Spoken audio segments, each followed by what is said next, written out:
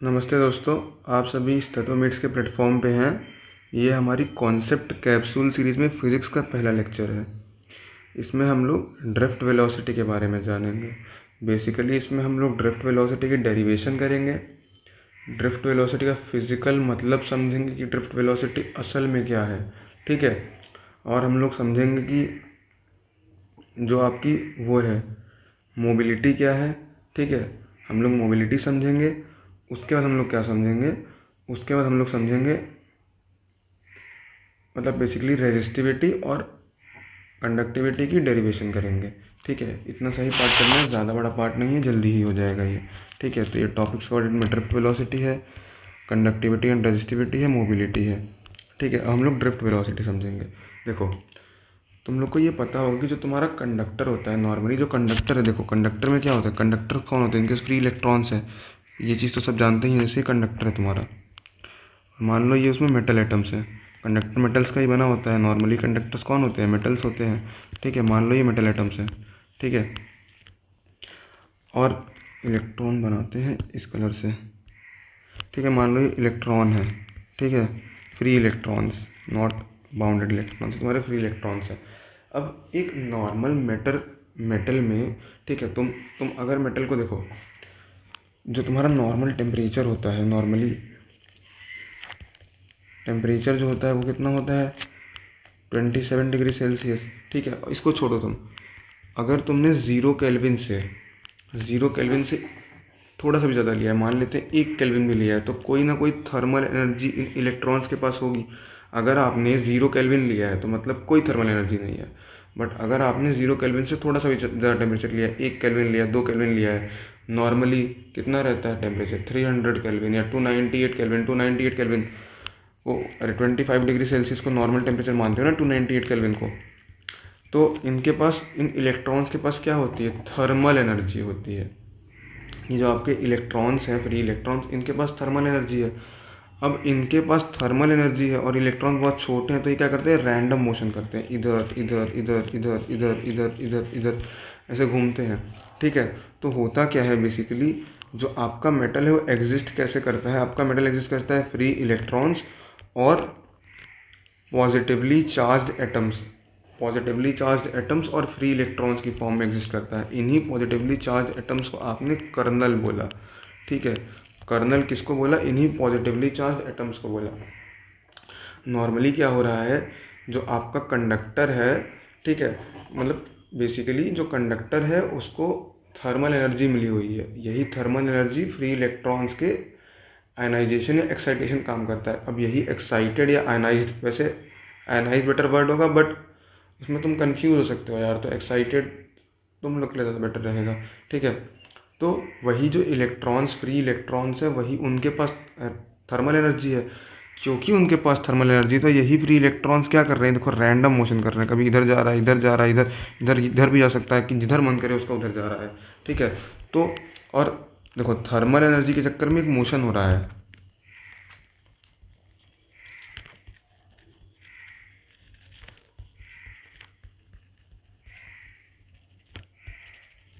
Thermal energy है ना electrons के पास, तो ये लोग क्या कर रहे हैं, रैंडम मोशन कर रहे हैं। अब इस रैंडम मोशन हो रहा है, कोई वेलोसिटी होगी, ठीक है।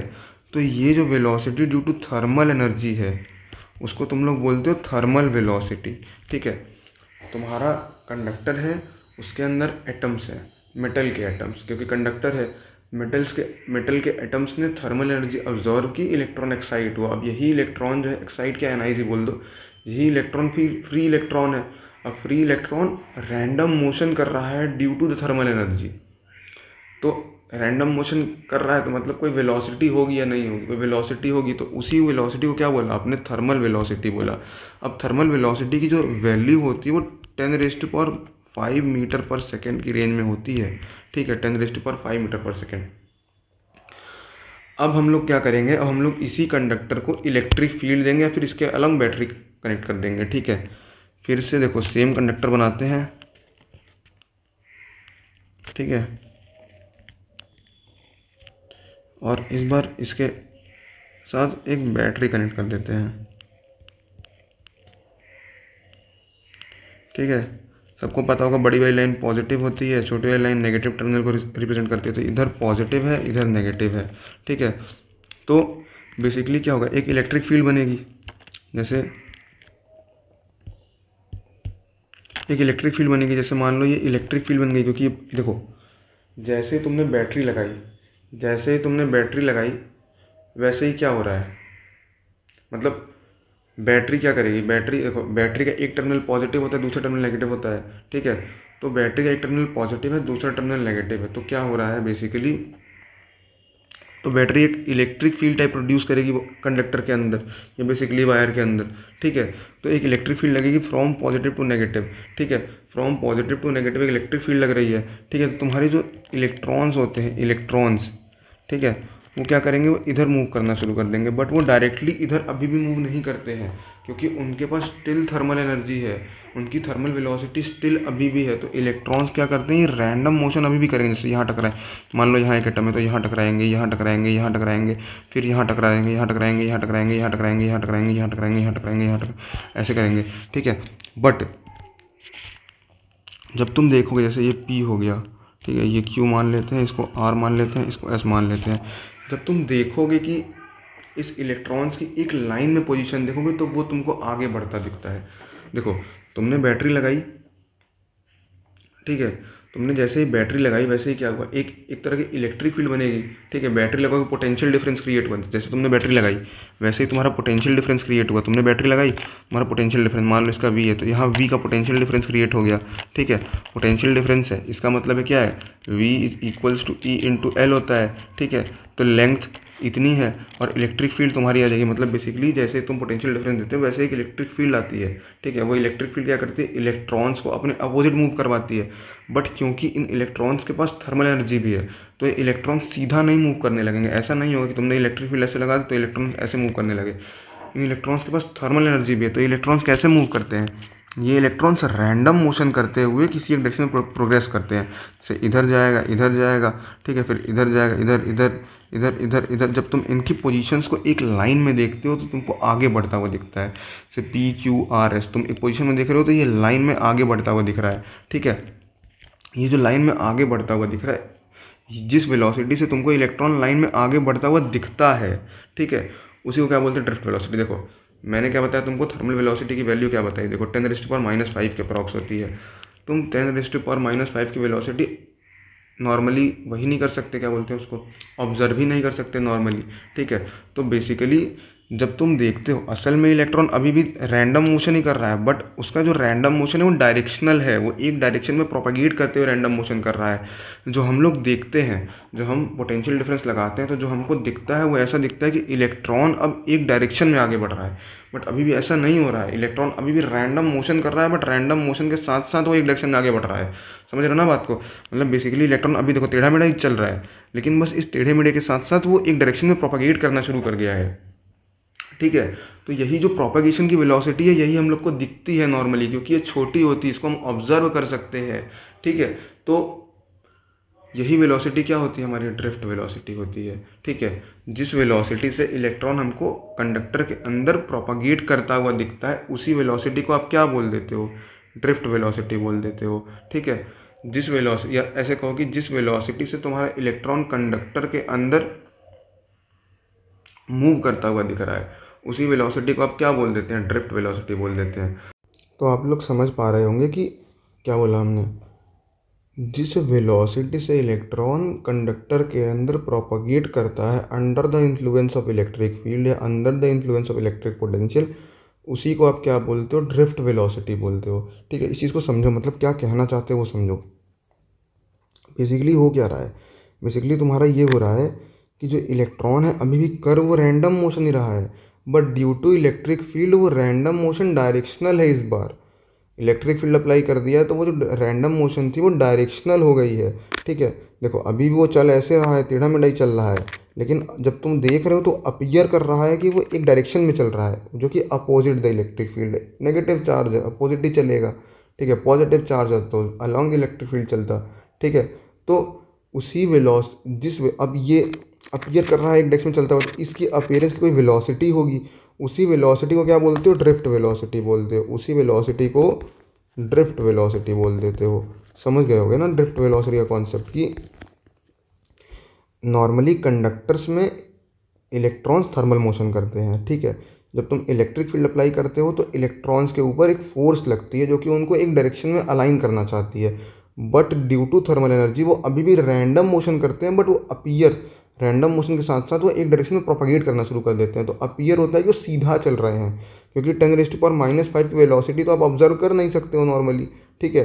तो ड्रिफ्ट वेलोसिटी काफ़ी कम होती है उससे, तो आप ड्रिफ्ट वेलोसिटी ऑब्जर्व कर सकते हो। तो आप क्या करते हो, आप ड्रिफ्ट वेलोसिटी ही ऑब्जर्व करते हो और आपको लगता है कि इलेक्ट्रॉन जो है वो एक डायरेक्शन में चल रहे हैं, ठीक है, ऐसा होता है, ठीक है।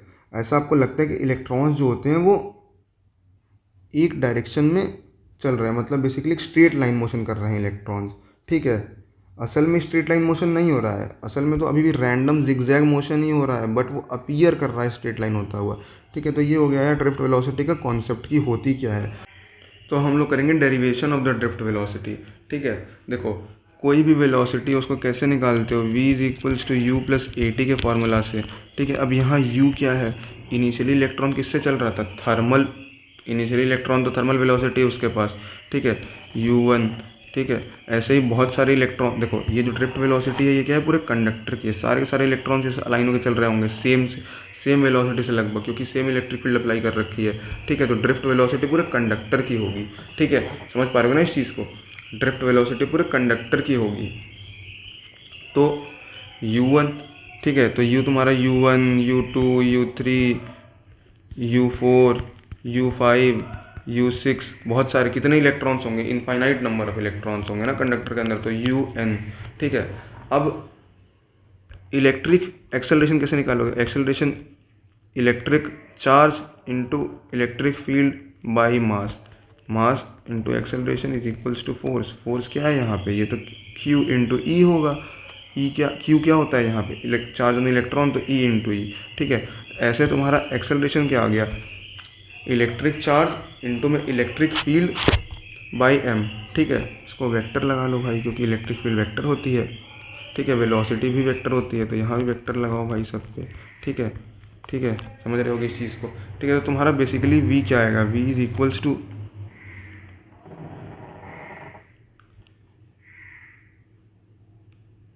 =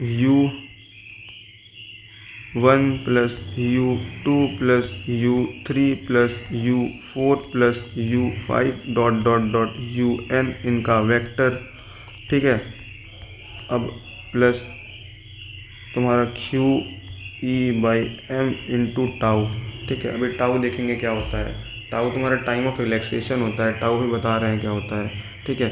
पहले तुम लोग ये समझो कि जो थर्मल वेलोसिटी होती है, थर्मल वेलोसिटी जो है, देखो एक इलेक्ट्रॉन, थर्मल वेलोसिटी बेसिकली ऐसी होती है कि एक इलेक्ट्रॉन जो है वो तुम्हारा इधर जा रहा है, एक इलेक्ट्रॉन तुम्हारा इधर जा रहा है, एक इलेक्ट्रॉन तुम्हारा इधर जा रहा है, एक इलेक्ट्रॉन तुम्हारा इधर जा रहा है। तो थर्मल वेलोसिटी नेट क्या होती है, कैंसिल होती है, ठीक है। Net thermal velocity of conductor क्या होती है, ज़ीरो होती है, ठीक है। ये चीज़ समझो, मैं बताना भूल गया था।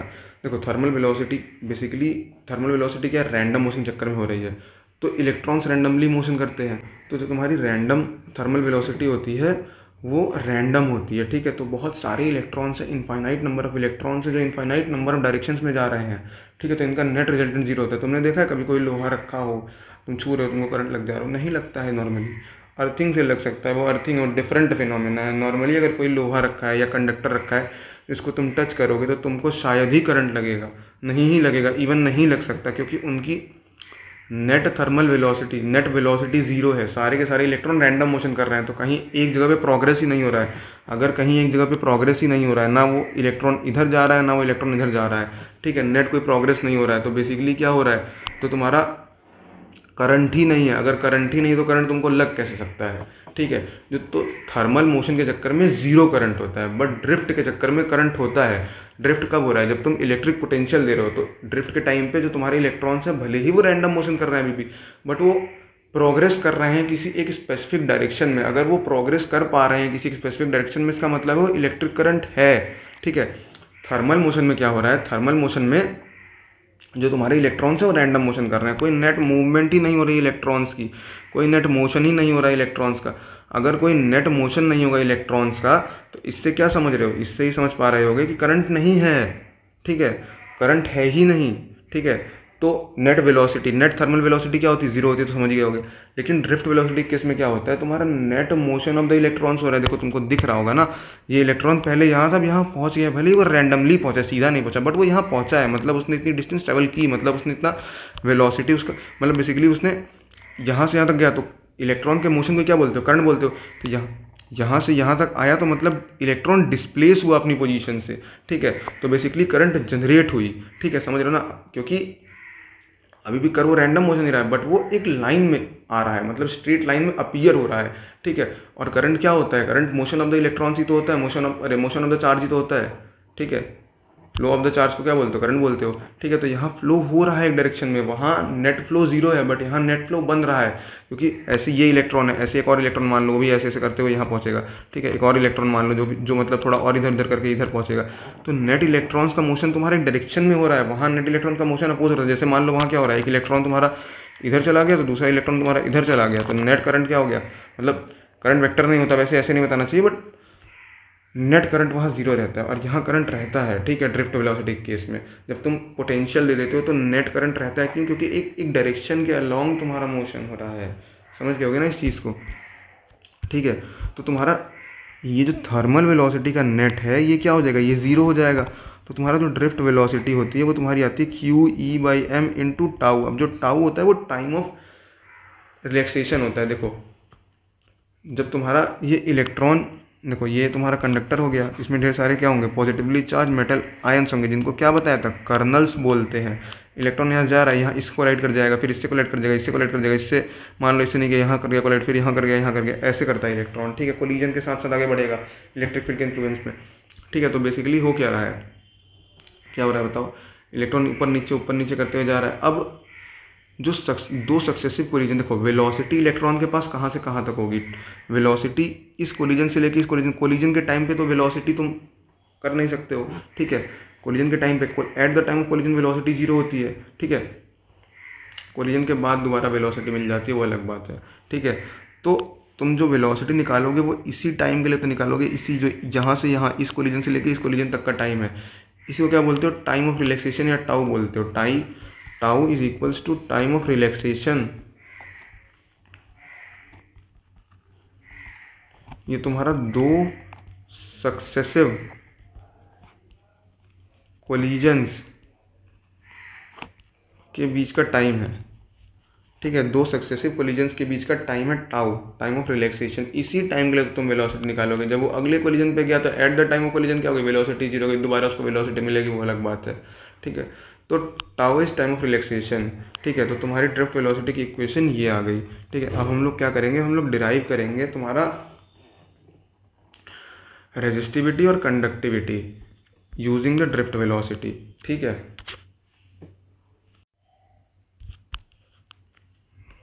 पहली बात तो ये QE के बराबर होता है, तो EE/m इंटू टाउ, ये याद रखना भाई, ऐसा ना हो याद कर लो Q, ठीक है। जो चार्ज ऑन इलेक्ट्रॉन होता है वो E होता है, इसीलिए उसके लिखा है। और एक तो नेगेटिव भी है, क्योंकि चार्ज ऑन इलेक्ट्रॉन वो होता है, और ये तुम्हारा वेक्टर से भी नेगेटिव है। तुम्हारा देखो इलेक्ट्रिक फील्ड अगर लेफ्ट में है तो ड्रिफ्ट वेलोसिटी किधर होगी, राइट में, क्यों, क्योंकि इलेक्ट्रॉन अपोजिट मोशन करते हैं, ठीक है। तो इलेक्ट्रिक फील्ड के चक्कर में भी नेगेटिव आ रहा है, ठीक है, क्योंकि तुम्हारा अपोजिट डायरेक्शन में भी, जो तुम्हारा VD वेक्टर है वो अपोजिट डायरेक्शन में होगा E वेक्टर के, ठीक है। तो अब हम लोग निकालेंगे relation between the drift velocity, ठीक है, कंडक्टिविटी, ये वाला मतलब ड्रिफ्ट वेलोसिटी का यूज़ करके कंडक्टिविटी और रेजिस्टिविटी का फार्मूला निकालेंगे, ठीक है। तो बेसिकली पहले समझो ड्रिफ्ट वेलोसिटी, इसको करने के लिए पहले तुमको करंट और ड्रिफ्ट वेलोसिटी में रिलेशन निकालना पड़ेगा। करंट क्या होता है, I is equals to Q/T होता है, यही तो होता है करंट, ठीक है। चार्ज बाई टाइम ही तो तुम्हारा करंट होता है, ठीक है, ये हो गया। तो अब अगर इसका यूज़ करके हम लोग देखो, ये तुम्हारा एक कंडक्टर हो गया, ठीक है, इसमें ये इलेक्ट्रॉन्स फ्लो कर रहे हैं, ठीक है ना, इलेक्ट्रॉन्स ही तो फ्लो कर रहे हैं ये। तो मान लेते हैं इलेक्ट्रिक फील्ड इधर लगाई थी, इलेक्ट्रॉन्स फ्लो करेंगे, तो अब I is equals to Q/T होगा, ठीक है। अब इसमें एक वॉल्यूम मान लेते हैं ये, ठीक है, ये वॉल्यूम मान लेते हैं। इस वॉल्यूम में कितने इलेक्ट्रॉन होंगे, इस वॉल्यूम में तुम्हारे टोटल मान लो n इलेक्ट्रॉन होंगे, ठीक है, तो इलेक्ट्रॉन डेंसिटी कितनी आ जाएगी, उसको स्मॉल n मानना है, n/v आएगी, ठीक है। इलेक्ट्रॉन डेंसिटी तुम्हारी कितनी आ जाएगी, n/v आएगी, ठीक है। तो देखो तुमको क्या पता होता है, तुमको इलेक्ट्रॉन देखो कंडक्टर में बहुत सारे इलेक्ट्रॉन्स होते हैं, ठीक है, तो तुम पूरे कंडक्टर के इलेक्ट्रॉन्स नहीं निकाल सकते, तुम इलेक्ट्रॉन डेंसिटी निकाल सकते हो कंडक्टर की। पूरे कंडक्टर के इलेक्ट्रॉन्स निकालना नॉट पॉसिबल, तुम ओनली इलेक्ट्रॉन डेंसिटी निकाल सकते हो कंडक्टर की, ठीक है। ये चीज़ तो समझी गए होगे, ठीक है।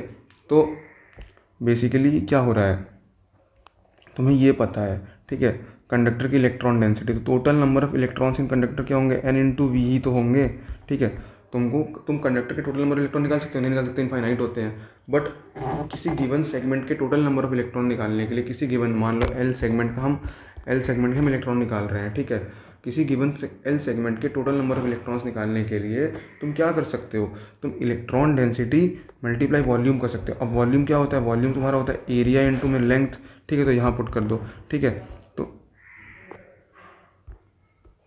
चार्ज ऑन इलेक्ट्रॉन इंटू में number of electron by T, ठीक है, चार्ज ऑफ इलेक्ट्रॉन, क्यू क्या होगा, कितना चार्ज फ्लो कर रहा होगा, चार्ज ऑफ इलेक्ट्रॉन इंटू में जितने नंबर ऑफ इलेक्ट्रॉन फ्लो कर रहे हैं उतना ही तो चार्ज फ्लो करवा रहे होगे ना, इससे ज़्यादा थोड़ी फ्लो करवा रहे हो। तो n/v, ठीक है। अब तुम्हारा वॉल्यूम क्या होता है, एरिया इंटू लेंथ होता है, E into n into area into में लेंथ बाई टी। तो तुम्हारा करंट की वैल्यू क्या आ रही है, E into n into area into length by T. ये लेंथ बाई टाइम क्या है, यही तो ड्रिफ्ट वेलोसिटी है, इलेक्ट्रॉन कितना लेंथ कवर कर रहा है in a given time, that is drift velocity. ऊपर हमने समझा ही था, E into n into a into V D, तो I is equals to V D into E into N into A. तो तुम ऐसे याद करोगे, वीना, करंट तुम्हारा वीना होता है।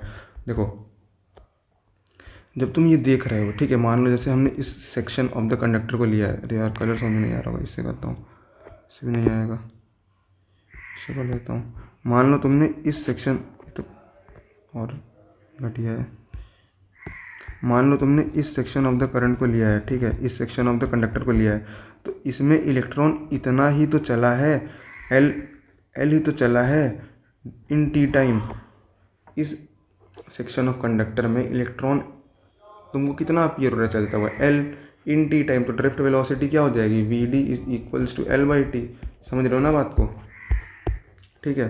तो तुम्हारा करंट आ गया, I is equals to V D into E into N into A. अब हम लोग देखेंगे, मतलब हम लोग कंडक्टिविटी और रेजिस्टिविटी निकालने की कोशिश करेंगे, ठीक है। तो तुम्हारे पास दो फार्मूले हैं, एक तो V D is equals to E tau by M है, दूसरा I is equals to V D into E into N into A है।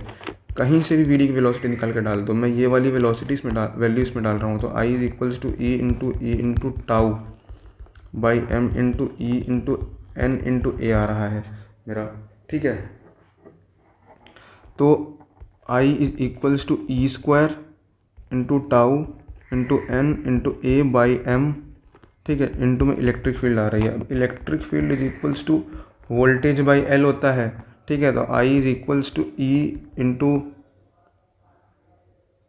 Tau into N into A by M हो गया, इंटू में क्या हो जाएगा तुम्हारा V बाई एल, ठीक है।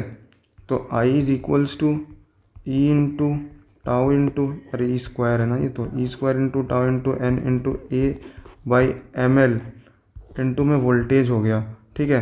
तो तुमको पता होता है कि V is equals to I R होता है, तो इस इक्वेशन को इस फॉर्म में कन्वर्ट करते हैं, तो V is equals to M L by E square tau N A into I हो जाएगा, ठीक है।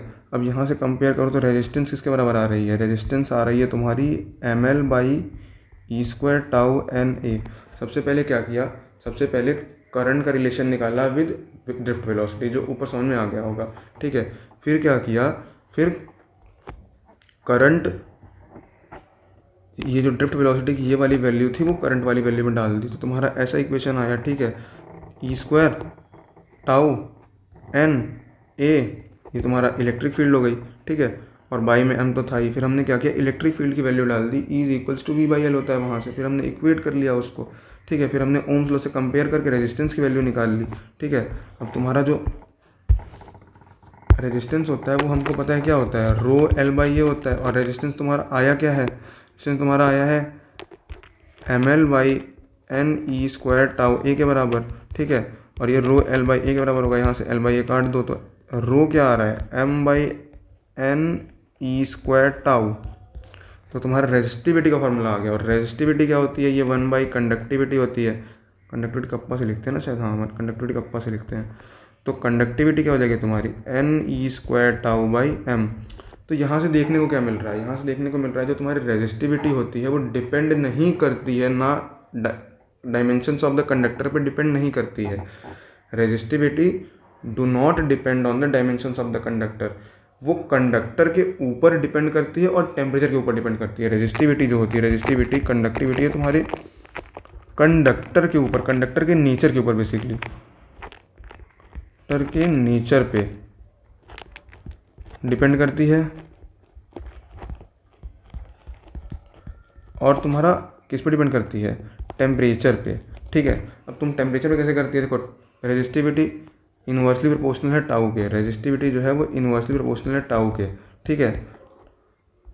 जैसे जैसे तुम्हारा टेम्परेचर बढ़ेगा वैसे वैसे तुम्हारी थर्मल एनर्जी बढ़ेगी। थर्मल एनर्जी बढ़ रही है मतलब रैंडमनेस बढ़ रही है, मतलब जो मॉलिक्यूल जल्दी जल्दी कोलाइड करेगा, ठीक है। अगर वो जल्दी जल्दी कोलाइड कर रहा है तो टाइम ऑफ रिलैक्सेशन कम हो जाएगा, मतलब अगर वो जल्दी जल्दी कोलाइड कर रहा है तो relaxation time between the two successive collisions का टाइम कम हो जाएगा, दो सक्सेसिव कोलिजन जल्दी जल्दी होंगे, ठीक है। अगर ये कोलिजन जल्दी जल्दी हो रहे हैं, टाउ कम हो गया, टाउ कम हो गया, रेजिस्टिविटी बढ़ गई, तो टेम्परेचर पे तुम्हारा रो डायरेक्टली प्रोपोर्शनल है टेम्परेचर का। मेटल्स की बात हो रही है, ये सेमीकंडक्टर्स का अलग होता है, नॉन मेटल्स का अलग होता है, बता दूंगा अभी, ठीक है। तो तुम्हारा टेम्परेचर रिलेशन ऑफ रेजिस्टिविटी क्या हो गया, rho is directly proportional to temperature, ठीक है। तुम्हारा जो रेजिस्टिविटी होती है डायरेक्टली प्रोपोर्शनल टू टेम्परेचर के। अब रेजिस्टिविटी अगर डायरेक्टली प्रोपोर्शनल है तो कंडक्टिविटी इन्वर्स में हो जाएगी, ठीक है, समझ गए। रेजिस्टिविटी और कंडक्टिविटी का रेसिप्रोकली तो होती है, तो मतलब अगर रेजिस्टिविटी डायरेक्टली तो कंडक्टिविटी इन्वर्स हो जाएगी, ठीक है। फिर अगला है तुम्हारा कंडक्टर का नेचर। जो तुम्हारा एन है ये क्या था, ये इलेक्ट्रॉन डेंसिटी है, अलग अलग मेटल्स की अलग अलग होती है, ठीक है। तो इलेक्ट्रॉन डेंसिटी जितनी ज़्यादा होगी उतना ज़्यादा कंडक्शन होगा, ठीक है, उतना ज़्यादा कंडक्टिविटी होगी। इलेक्ट्रॉन डेंसिटी जितनी कम होगी उतनी ज़्यादा रेजिस्टिविटी होगी। बस समझ गए होगी ये चीज़। अब टेम्परेचर का इफेक्ट ऑन कंडक्टर्स, इंसुलेटर्स और सेमीकंडक्टर्स। देखो कंडक्टर्स में क्या हो रहा है, कंडक्टर्स में तुम्हारा टाउ बढ़ रहा है, ठीक है। कंडक्टर्स में हमने देखा कि टाउ बढ़ रहा है। देखो जैसे जैसे तुम टेम्परेचर बढ़ाओगे, कंडक्टर्स में तुम टेम्परेचर बढ़ा रहे हो तो टाउ कम हो रहा है। क्यों, क्योंकि जल्दी जल्दी कोलिजन हो रही है। टेम्परेचर बढ़ा रहे हो तो जल्दी जल्दी कोलिजन हो रही है, जल्दी जल्दी कोलिजन हो रही है तो टाउ क्या हो रहा है, बढ़ रहा है, कम हो रहा है। जल्दी जल्दी कोलिजन होगी, टाउ क्या होता है, रिलैक्सेशन टाइम होता है between the two successive collisions, ठीक है। जैसे जैसे तुम टेम्परेचर बढ़ाओगे वैसे वैसे टाउ कम होने लगेगा। अगर टाउ कम हो रहा है तो बेसिकली रेजिस्टिविटी बढ़ जाती है टेम्परेचर बढ़ाने के साथ, ठीक है। तो रेजिस्टिविटी बढ़ेगी, ठीक है। तो टेम्परेचर के साथ रेजिस्टिविटी टी और रो का रिलेशन कंडक्टर में क्या होता है, डायरेक्टली प्रोपोर्शनल का होता है, ठीक है। अब इंसुलेटर्स की देखते हैं। इंसुलेटर्स में फ्री इलेक्ट्रॉन्स होते हैं, नहीं होते हैं। इंसुलेटर्स में फ्री इलेक्ट्रॉन्स नहीं होते हैं। अगर इंसुलेटर्स में फ्री इलेक्ट्रॉन्स ही नहीं है तो क्या होगा, if there are not free electrons, तो उस केस में क्या होगा तुम बताओ। अगर फ्री इलेक्ट्रॉन्स ही नहीं है तुम्हारे पास तो तुम क्या ही कंडक्शन करोगे। जैसे जैसे तुम टेम्परेचर बढ़ाओगे वैसे वैसे फ्री इलेक्ट्रॉन बनना शुरू होंगे। इंसुलेटर है, इसमें सारे के सारे इलेक्ट्रॉन टाइटली टाइटली मतलब एटम से जुड़े हुए हैं। टेम्परेचर बढ़ाओगे तो हो सकता है एक्साइट होकर फ्री इलेक्ट्रॉन बन जाए, तो ठीक है। अगर ये एक्साइट होकर फ्री इलेक्ट्रॉन बनेगा, ठीक है, तो ये कंडक्शन करेगा, तो मतलब रेजिस्टिविटी कम हो रही है। तो इंसुलेटर्स में टेम्परेचर से इन्वर्स होता है। तुम्हारा टी हो गया, ये रो हो गया। क्यों, क्योंकि जैसे जैसे तुम टेम्परेचर बढ़ाओगे वैसे वैसे तुम्हारा जो होता है फ्री इलेक्ट्रॉन्स बनना शुरू होंगे। और अगर फ्री इलेक्ट्रॉन्स बनना शुरू हो रहे मतलब वो कंडक्शन करेंगे। अगर वो कंडक्शन करें तो रेजिस्टिविटी कम हो रही है, ठीक है। फिर हमने देखा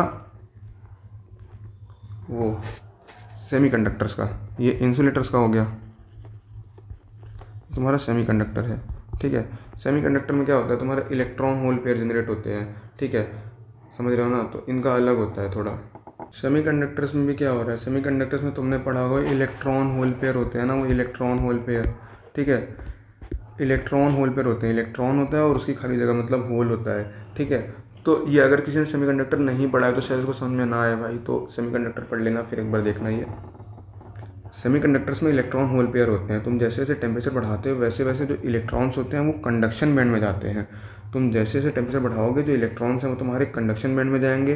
कंडक्शन बैंड में जा रहे हैं तो क्या होगा, तो तुम्हारा वही इलेक्ट्रॉन्स कंडक्शन शुरू कर देते हैं, ठीक है। अब अगर उन्होंने कंडक्शन शुरू कर दिया तो तुम्हारी रेजिस्टिविटी क्या हो रही, कम हो रही है, ठीक है। जैसे जैसे तुम्हारी रेजिस्टेंस कम हो रही है, मतलब बेसिकली तुम्हारी जब इलेक्ट्रॉन कंडक्शन बैंड में चले गए तो वो कंडक्शन करेंगे। अगर वो कंडक्शन कर रहे हैं तो बेसिकली क्या हो रहा है उस टाइम पे, अगर वो कंडक्शन कर रहे हैं तो मतलब रेजिस्टेंस कम हो, रेजिस्टिविटी कम हो रही है, ठीक है। तो मतलब बेसिकली इन्वर्स रिलेशन होता है इसमें भी, ठीक है।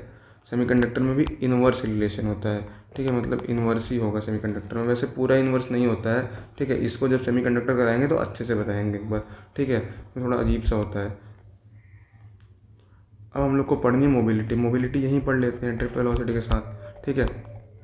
जो मोबिलिटी होती है तुम्हारी, ये तुम्हारी होती है इनवर्स ऑफ ड्रिफ्ट वेलोसिटी।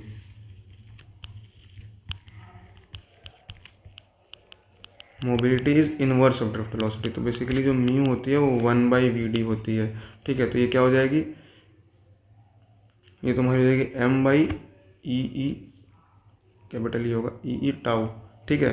तो ये तुम्हारी क्या हो गई, मोबिलिटी हो गई। Mobility is inverse of drift velocity, ठीक है। मोबिलिटी का बेसिक मतलब ये है कि वो इलेक्ट्रॉन कितना मोबाइल है, ठीक है, मतलब कितना बेसिकली मूवमेंट हो रहा है, ठीक है। समझ रहे हो ना बात को। तो मोबिलिटी तुम्हारी क्या होती है, इनवर्स ऑफ ड्रिफ्ट वेलोसिटी होती है, ठीक है। तो इसकी यूनिट क्या हो जाएगी, तुम्हारी यूनिट इसकी हो जाएगी सेकेंड मीटर इनवर्स, अरे second meter inverse. Drift velocity क्या होती है, मीटर पर सेकेंड होती है, जैसे हर वेलोसिटी की होती है, ठीक है। तो यहीं आज का लेक्चर कंप्लीट होता है। देखो हमने क्या किया, हमने सबसे पहले ड्रिफ्ट वेलोसिटी देखा, ठीक है। ड्रिफ्ट वेलोसिटी का पूरा फील लिया कि ड्रिफ्ट वेलोसिटी बेसिकली होता क्या है। देखो हमने सबसे पहले क्या किया, सबसे पहले हमने ड्रिफ्ट वेलोसिटी देखा, ठीक है, कि ड्रिफ्ट वेलोसिटी का फिजिकल मतलब क्या है। हमने थर्मल वेलोसिटी देखी जिसकी जो वैल्यू है वो 10⁵ मीटर पर सेकंड के रेंज में होती है, तो बहुत ज़्यादा है। बट ये थर्मल वेलोसिटी जो होती है वो कोई भी करंट जनरेट नहीं करती, क्योंकि बहुत रैंडम है, हर डायरेक्शन में लगभग हो रही है, क्योंकि बहुत सारे इलेक्ट्रॉन है। तो नेट थर्मल वेलोसिटी कैंसिल हो जाती है, नेट इलेक्ट्रॉन्स का मोशन किसी एक डायरेक्शन में नहीं हो रहा है, तो करंट नहीं जनरेट हो पा रहा है, ठीक है। अब फिर हमने देखा कि जो पॉजिटिवली चार्ज एटम्स है, मतलब जब तुम्हारा इलेक्ट्रॉन फिर इलेक्ट्रॉन बन गया तो पॉजिटिवली चार्ज एटम बना, तो उस एटम को हमने क्या बोला, कर्नल बोला, ठीक है। फिर हमने देखा ड्रिफ्ट वेलोसिटी। ड्रिफ्ट वेलोसिटी क्या होती है, जैसे ही तुमने इलेक्ट्रिक फील्ड लगाई तो इलेक्ट्रॉन का रैंडम मोशन, अभी भी रैंडम मोशन ही है, बट इलेक्ट्रॉन अपीयर कर रहा है कि एक डायरेक्शन में प्रोग्रेस कर रहा है due to that electric field. Electric देखो थर्मल एनर्जी थी तो रैंडम मोशन तो होगा ही, उसके साथ साथ अब एक इलेक्ट्रिक फोर्स भी है। तो इलेक्ट्रिक फोर्स क्या कर रही है, उसको एक डायरेक्शन में अलाइन करने की कोशिश कर रही है, ठीक है। तो ये एक डायरेक्शन में अलाइन होते हुए दिख रहे हैं तुमको, तो इसी को क्या बोलते हो तुम, इसी को तुम बोलते हो,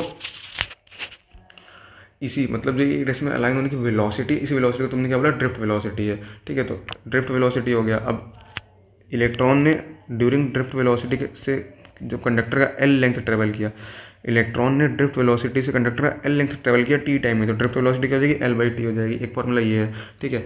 फिर हमने देखा टाइम ऑफ रिलैक्सेशन। तुम्हारे जो दो सक्सेसिव कोलिजन है, मतलब ये कोलिजन हो गया, उसके बाद एक कोलिजन ये हो गया, तो इन कोलिजन के बीच का जो टाइम रिलैक्सेशन है, इसी टाइम के इसी को टाइम ऑफ रिलैक्सेशन बोलते हो, ठीक है। इस टाइम पर इलेक्ट्रॉन रिलैक्स है, कोलाइड नहीं कर रहा है, ठीक है।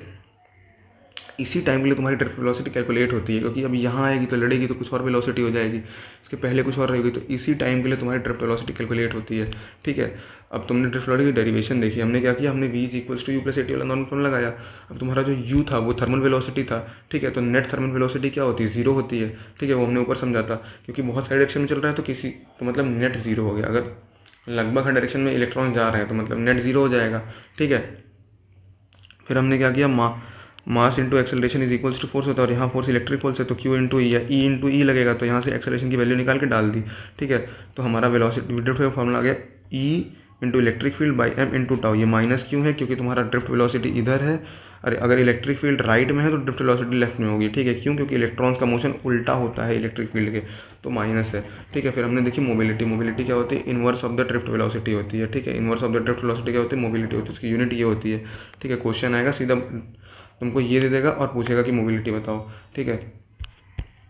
फिर अगला क्वेश्चन आया हमारा कि हम निकालेंगे करंट और ड्रिफ्ट वेलोसिटी रिलेशन। तो हमने क्या देखा, हमने देखा कि जो तुम्हारा इलेक्ट्रॉन है वो एल लेंथ चलता है in T time V D drift velocity से, एल लेंथ चलता है in T time V D drift velocity, तो V D is equals to L by T हो गया, ठीक है। और इलेक्ट्रॉन और करंट क्या होता है, क्यू बाई टी होता है, करंट क्यू बाई टी हो गया, तो current is equals two electron into total number of the electrons moving, ठीक है। अब total number of electrons moving क्या होंगे, इलेक्ट्रॉन डेंसिटी इंटू वॉल्यूम, ठीक है, इलेक्ट्रॉन डेंसिटी इंटू वॉल्यूम हो गया। अब तुम्हारा वॉल्यूम क्या होता है, एरिया इंटू लेंथ, तो लेंथ बाई टाइम तुम्हारा ड्रिफ्ट वेलोसिटी था पहले ही, तो यहाँ से तुम्हारा रिलेशन है I is equals to V D E N है, तो वीना से याद कर लेना, ठीक है। फिर तुमने क्या किया, तुम्हारे पास दो relation of the drift velocity थी, एक तो वी डी वाली और एक आई वाली, तो तुमने क्या किया, इन दोनों से इक्वेट करके तुमने ये निकाला, मतलब बेसिकली वी डी की वैल्यू यहाँ डाल दी, ठीक है। तो तुम्हारा ऐसा आया I is equals to E square tau N A by M into E की वैल्यू डाल दी वी बाई एल, ठीक है। तो यहाँ से तुम्हारा I is equals to E square tau N A by M L into में पोटेंशियल डिफरेंस आ गया, ठीक है। तो तुम्हारा वोल्टेज जो है या पोटेंशियल डिफरेंस है, तुमने ओम्स लॉ से इसको इक्वेट किया, तो तुम्हारा यहाँ से रेजिस्टेंस आ गया एम एल स्क्वायर, अरे M L by E square tau N A, M L by E square tau N A, ठीक है। फिर तुमने क्या किया, फिर तुमने इसको इक्वेट कर लिया रेजिस्टेंस के साथ, अरे मतलब तुमने रेजिस्टेंस का R is equals to rho L by A वाला फॉर्मूला लगा के यहाँ से तुमने रो की वैल्यू निकाल ली, ठीक है। फिर तुमने देखा रो किस पे डिपेंड करता है, तो रो सिर्फ टेम्परेचर पे और नेचर ऑफ द कंडक्टर पे डिपेंड करता है, और किसी चीज़ पे डिपेंड नहीं करता। नेचर ऑफ कंडक्टर पे कैसे डिपेंड करता है, क्योंकि वो इलेक्ट्रॉन डेंसिटी पे डिपेंड कर रहा है, अगर इलेक्ट्रॉन डेंसिटी पे डिपेंड कर रहा है तो इलेक्ट्रॉन डेंसिटी बढ़ेगी तो रो कम होगा, ठीक है, ठीक है। तो डिपेंड कर रहा है नेचर ऑफ द कंडक्टर पे, और उसके बाद तुम्हारा किस पे डिपेंड कर रहा है, टेम्परेचर पे, टेम्परेचर से रो तुम्हारा कंडक्टर्स का होता है वो डायरेक्टली प्रोपोर्शनल होता है, ठीक है। इंसुलेटर और सेमीकंडक्टर का इन्वर्स में होता है, ठीक है। तो हमने आज यहीं तक पढ़ा, ठीक है। तो लेक्चर आज का खत्म हो गया, थैंक यू भाई। देखो अगर तुमको कोई डाउट रह गया हो इसमें, तो या तो तुम यूट्यूब पे भी कमेंट कर सकते हो कि मुझे ये डाउट है, तो वहीं बता दिया जाएगा, या फिर तुम टेलीग्राम पे ज्वाइन कर सकते हो, ठीक है। टेलीग्राम पे ज्वाइन कर लो, यहाँ पे तुम इस ग्रुप में अपने डाउट पोस्ट कर दोगे, वो डाउट मैं ही बता दूंगा, ठीक है। और इस लेक्चर में मतलब जो कॉन्सेप्ट कैप्सूल सीरीज़ है, इसका अपना पर्सनल कॉन्सेप्ट ये है कि इसमें हम सिर्फ कॉन्सेप्ट्स बताएंगे, अगर क्वेश्चंस बताएंगे तो बहुत लंबा हो जाएगा, ठीक है। और क्वेश्चंस तुम लोग बुक से कर सकते हो, ठीक है। जो भी कॉन्सेप्चुअल एरर हो वो पूछो, ठीक है। और उसके बाद तुमने ये लेक्चर देखा, इसके बाद तुमसे अगर कोई क्वेश्चन तुम्हारी मॉड्यूल का या तुम्हारी बुक का नहीं हो रहा है, तो उसके लिए भी तुम इस ग्रुप में डाल दो, ठीक है। और तुम स्थितोमेट्स को ज्वाइन कर सकते हो फॉर योर पर्सनल मेंटरशिप, स्थितोमेट्स की मेंटरशिप भी है, तो हमें टेलीग्राम पे ज्वाइन कर लो, ठीक है।